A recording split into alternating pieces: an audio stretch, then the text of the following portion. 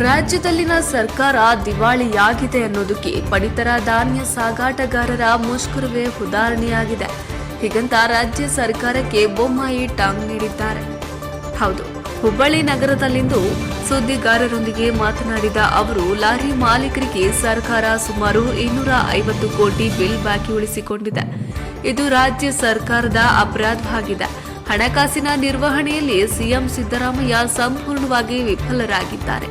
ರಾಜ್ಯದಲ್ಲಿ ಬಿಜೆಪಿ ಸರ್ಕಾರ ಅಧಿಕಾರದಲ್ಲಿದ್ದಾಗ ಪಡಿತರ ಧಾನ್ಯ ಸಾಗಾಟ ಬಿಲ್ ಕ್ಲಿಯರ್ ಮಾಡಿತ್ತು.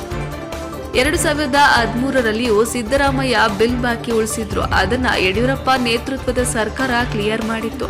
ಕೋವಿಡ್ ಸಂಕಷ್ಟದಲ್ಲಿಯೂ ಯಡಿಯೂರಪ್ಪನವರು ಬಾಕಿ ಬಿಲ್ ಕ್ಲಿಯರ್ ಮಾಡಿದ್ರು. ಸಕಾಲಕ್ಕೆ ಆಹಾರ ಧಾನ್ಯ ಸಾಗಾಟ ಆಗದಿದ್ದಲ್ಲಿ ಬಡವರಿಗೆ ಇದರಿಂದ ತೊಂದರೆ ಆಗುತ್ತೆ. ಮಾತೆತ್ತರೆ ಗ್ಯಾರಂಟಿ ಅಂತಾರೆ. 10 ಕೆಜಿ ಅಂತಿದ್ರು, ಅದನ್ನು ಹೇಳಿದಂತೆ ಜನರಿಗೆ ನೀಡುತ್ತಿಲ್ಲ ಎಂದರು.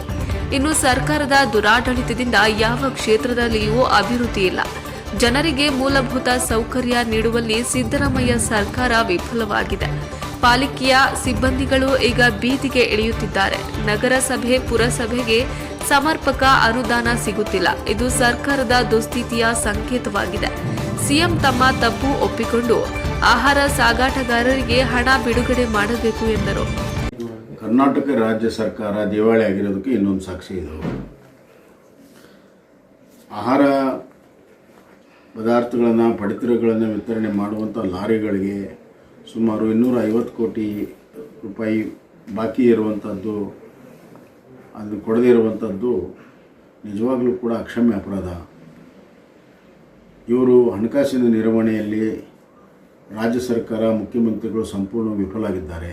ಮೇಲೆ ಸುಳ್ಳು ಹೇಳ್ತಾರೆ.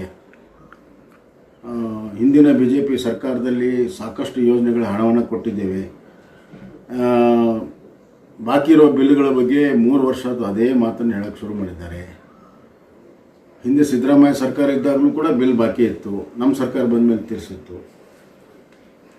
ಆದಾಗ್ಯೂ ಕೂಡ ರಾಜ್ಯದ ಪ್ರಗತಿಗೆ ಯಾವುದೇ ಹಣಕಾಸಿನ ತೊಂದರೆ ಆಗದಂತೆ ಕೋವಿಡ್ನಲ್ಲಿಯೂ ಕೂಡ ಅಭಿವೃದ್ಧಿಯನ್ನು ಸನ್ಮಾನ್ಯ ಯಡಿಯೂರಪ್ಪರ ನೇತೃತ್ವದಲ್ಲಿ, ತದನಂತರ ನನ್ನ ಸರ್ಕಾರ ಕೋವಿಡ್ ನಂತರ ಆರ್ಥಿಕವಾಗಿ ಸದೃಢವಾಗುವಂಥ ಕೆಲಸ ಮಾಡಿದ ಹಿನ್ನೆಲೆಯಲ್ಲಾದರೂ ಕೂಡ ಈ ಸರ್ಕಾರ ಹಣಕಾಸಿನ ನಿರ್ವಹಣೆ ಸರಿ ಮಾಡಬೇಕಾಗಿತ್ತು. ಸಂಪೂರ್ಣ ವಿಫಲ ಆಗಿದೆ. ಜನರಿಗೆ ದ್ರೋಹ ಮಾಡಿದ್ದಾರೆ. ಮತ್ತು ಈ ಆಹಾರ ಪದಾರ್ಥ ಮುಟ್ಟದೇ ಇದ್ದರೆ ಬಡವರ ಪರಿಸ್ಥಿತಿ ಏನಿದೆ, ಮೇಲಾಗಿ ಭಾಳ ದೊಡ್ಡದಾಗಿ ಗ್ಯಾರಂಟಿ ಹೇಳ್ತಾರೆ. 10 ಕೆಜಿ 15 ಕೆಜಿ ಕೊಡ್ತೀವಿ ಅಂತ. 15 ಕೆಜಿ ಕೊಡೋದು ದೂರ ಹೇಳ್ತು, 10 ಕೆಜಿನೂ ಕೂಡ ಕೊಡ್ತಾ ಇಲ್ಲ. ಆ ದುಡ್ಡಿನ ಬದಲು ಅಕ್ಕಿ ಕೊಡ್ತೀವಿ ಅಂದರು, ಅದು ಕೂಡ ಕೊಡ್ತಾ ಇಲ್ಲ. ಬರೀ ಸುಳ್ಳಿನ ಕಂತೆಯನ್ನು ಹೇಳ್ತಾ ಈ ಸರ್ಕಾರ ಕಾಲ ಕಳೀತಾ ಇದೆ. ಆಹಾರ ಸರಿ ಇಲ್ಲ, ಆರೋಗ್ಯ ಸರಿ ಇಲ್ಲ, ಶಿಕ್ಷಣ ಸರಿಯಾಗಿ ನಡೀತಾ ಇಲ್ಲ. SSLC ವಿದ್ಯಾರ್ಥಿಗಳ ಪಾಸಾಗಿರೋ ಸಂಖ್ಯೆ ನೋಡಿದರೆ, ಮತ್ತು ಸಾರ್ವಜನಿಕವಾಗಿ ಬೇಕಾಗಿರುವಂಥ ಮೂಲಭೂತ ಸೌಕರ್ಯ, ರಸ್ತೆ, ಕುಡಿಯೋ ನೀರು ಇತ್ಯಾದಿ ಅವುಗಳಿಗೂ ಕೂಡ ಹಣ ಬಿಡುಗಡೆ ಆಗ್ತಾ ಇಲ್ಲ. ಇವತ್ತು 10 ಮುನ್ಸಿಪಾಲ್ಟಿ ಮಹಾನಗರ ಪಾಲಿಕೆ ಎಂಪ್ಲಾಯೀಸ್ ಎಲ್ಲ ಸ್ಟ್ರೈಕ್ ಮಾಡ್ತಾ ಇದ್ದಾರೆ. ಅವ್ರಿಗೆ ಸರಿಯಾಗಿ ಸಂಬಳ ಕೊಡ್ತಾ ಇಲ್ಲ. ನಗರಸಭೆ ಪುರಸಭೆಯ ಎಂಪ್ಲಾಯೀಸ್ಗಳು ಕೂಡ ಸರ್ಕಾರ ಕೊಡಬೇಕಾದ ಅನುದಾನವನ್ನು ಕೊಟ್ಟಿಲ್ಲ. ಪುರಸಭೆನೇ ತನ್ನ ಹಣಕಾಸಿನ ವ್ಯವಸ್ಥೆಯಲ್ಲಿ ಕೊಡಬೇಕನ್ನುವಂಥ ಆಜ್ಞೆ ಬಂದು ತಿರುಗಿ 1 ವರ್ಷ ಆಗಿದೆ.